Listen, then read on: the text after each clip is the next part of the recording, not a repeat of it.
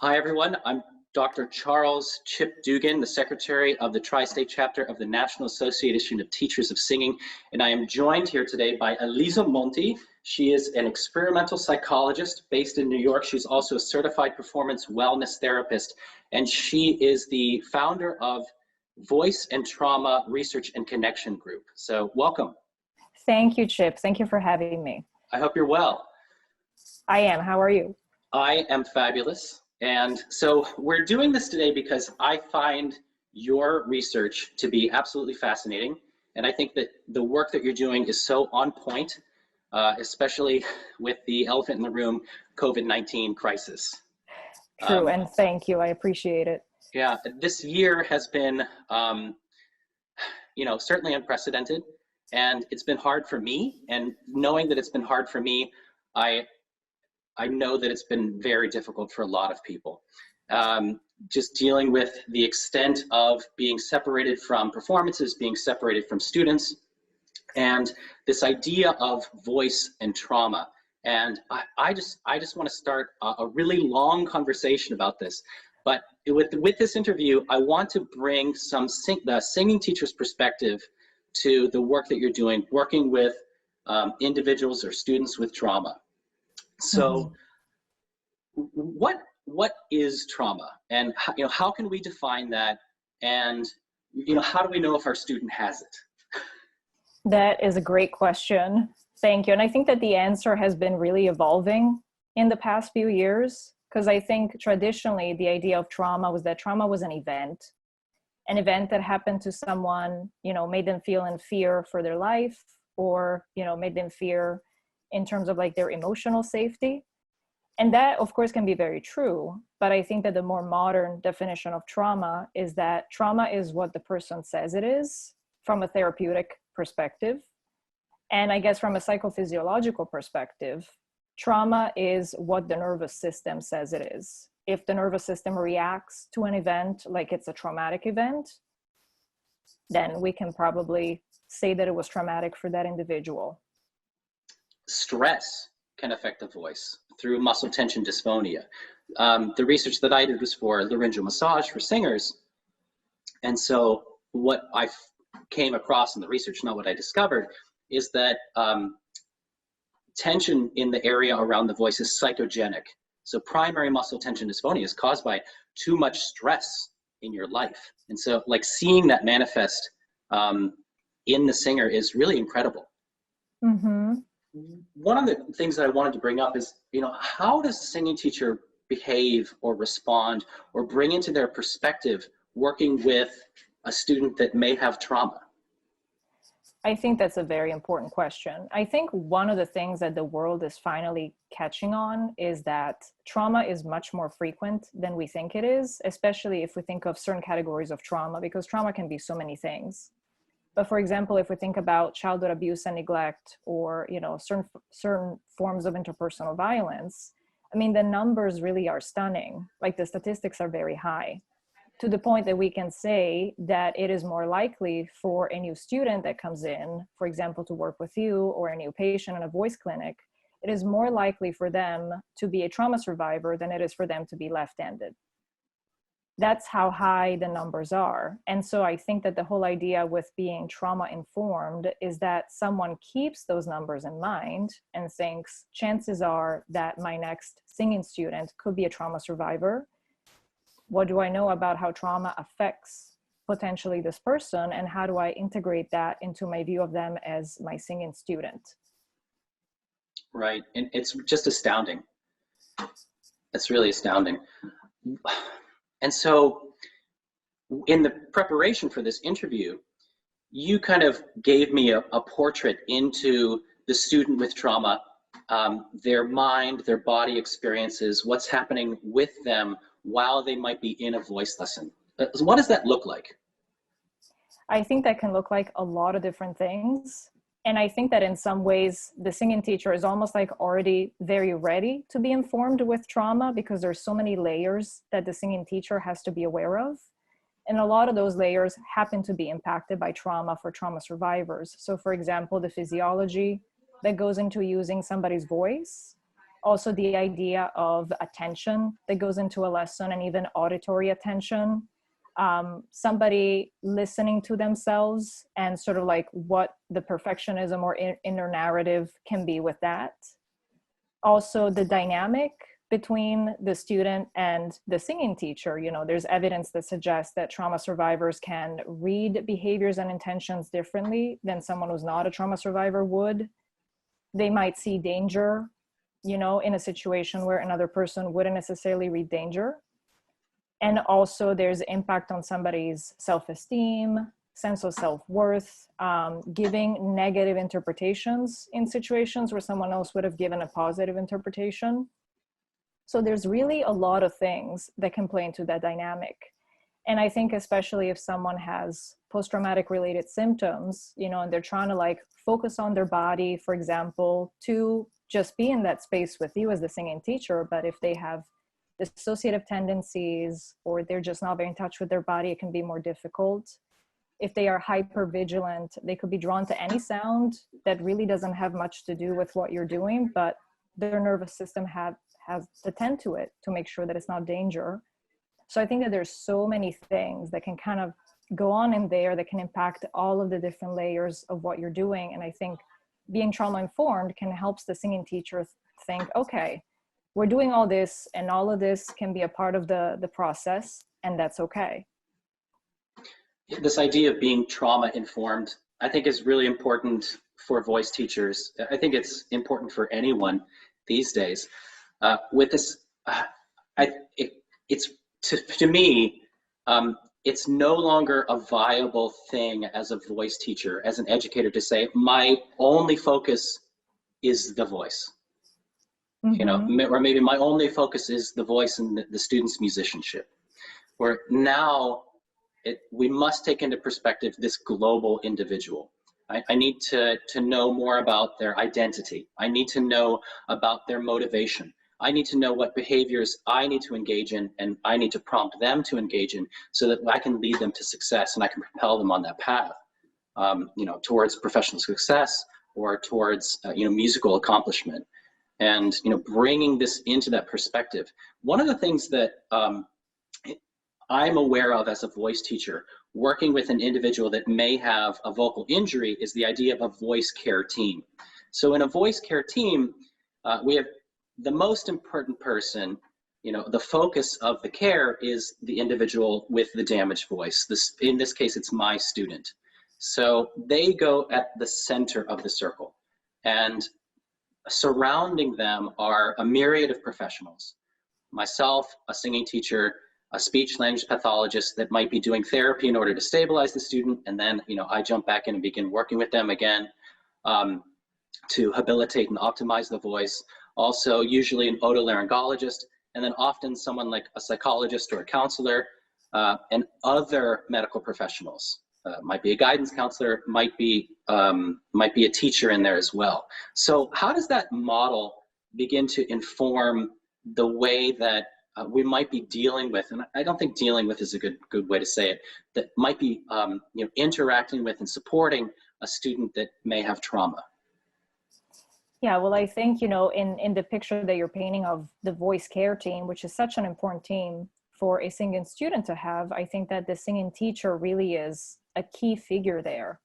I would say even the glue that kind of holds everything together, because the singing teacher is the one that the singing student looks up to, you know, for care about the voice, care about their purpose, care about their developing humanness, we could say. And I think that the singing teacher really kind of brings all the layers together, and, you know, all the other people in the voice care team kind of like gravitate around those dimensions, because they are also key figures. But I really think that the singing teacher kind of brings it all together and is the main support figure for the singing student. Yeah, I think it's, when we're in a university environment, we're really fortunate to be able to see that student frequently. I'm going to see them at least for an hour for their lesson. I'm going to see them in the hallway. I'm going to see them at recitals on Tuesday nights. I'm going to see them you know, for different things, and they're going to be able to come to office hours, and they're going to be able to connect, maybe even more frequently than they will with a counselor or a therapist. Mm-hmm. So is there a different kind of communication that should happen, you think, between the singing teacher and the student? And maybe should there be contact, in that team environment between the singing teacher and a therapist? Mm-hmm. I think that that is a great question. And I think that some of the discrepancies sometimes, or the fact that people don't have a lot of time, do definitely impact the communication with the voice care team. I definitely do think that, again, I think the communication between the voice student and the singing teacher, and the rest of the team, it's almost like I feel that things kind of gravitate where the singing teacher kind of is. And I think that there's a level of trust that really goes into, from the singing student to the singing teacher. And I think that that's why a lot of dimensions are opened up. And this is, of course, not necessarily because the student, will say, hey, these are all the things that happened to me, but to sense that the singing teacher can hold that space can really feel great for the singing student. I think that that little by little will also inform the communication with the other members of the care team. Even if the details of the history are not there necessarily, the idea of let's think about all the global dimensions of this relationship and the care of this person. Right. And I think that it's an honor and responsibility to be charged with developing the individual, developing their voice, and developing them as a person. And then, yeah, and as a voice teacher, I'm not a therapist, but I can do therapeutic things.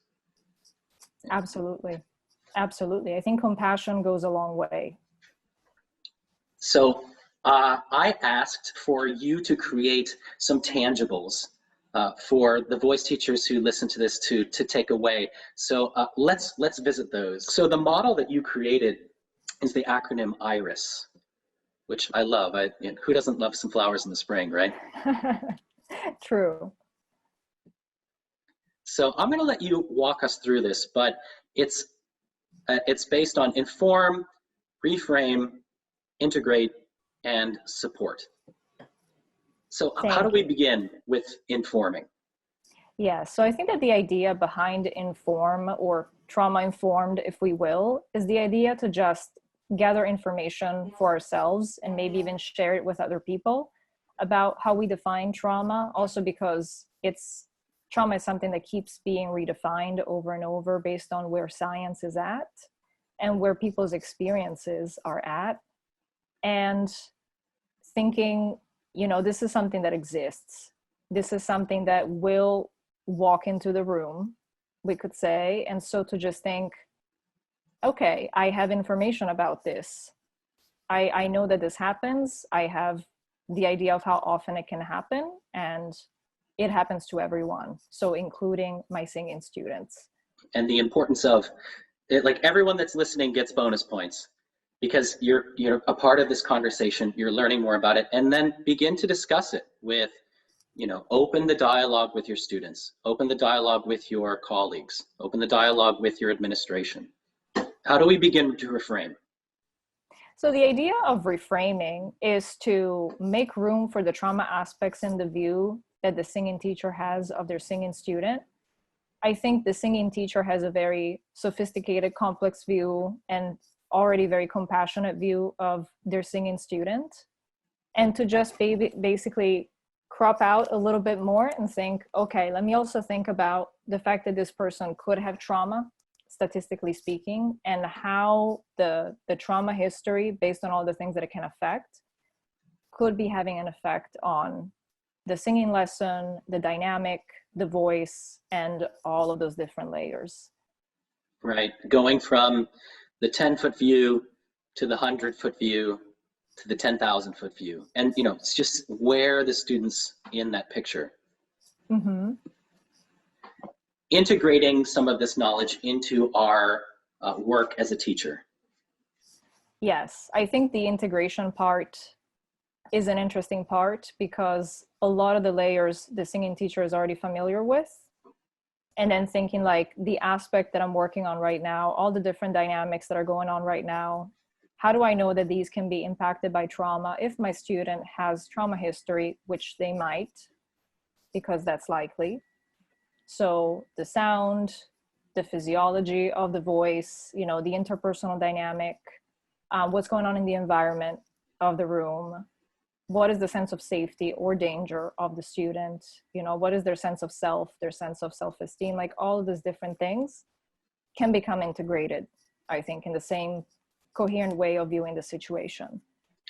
Right, because there are manifestations of things that happened in the past that are happening cognitively and physically, you know, in the moment and in the situation of the voice studio.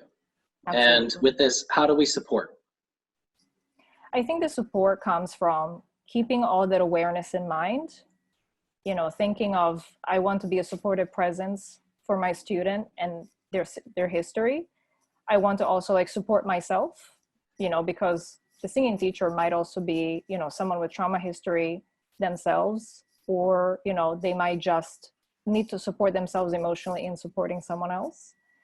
And keep the open communication. The singing teacher, I think, doesn't have to feel the obligation to ask the student if they have any experience in their life that they consider traumatic, but to just hold the space, you know, to think, if this person has trauma, even if I don't know about it, I'm going to hold the space for them. And then if the singing student opens up, to just be open and compassionate.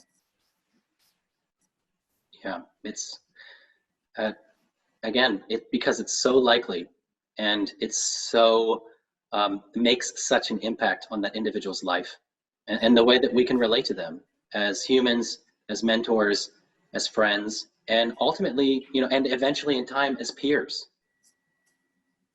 Absolutely.